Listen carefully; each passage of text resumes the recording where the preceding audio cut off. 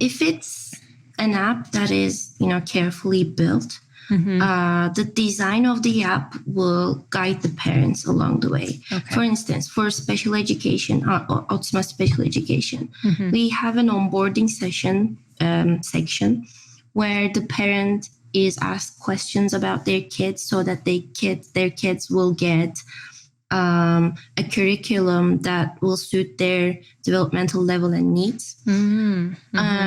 After that onboarding session, the parent can, sit with their child, play a couple of games or do a couple of practices, and then leave it at that. And then come back next day, do that again. Right.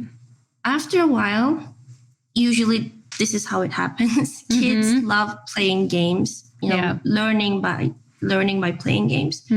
So they probably ask to play with the app. So then you will give the app to them.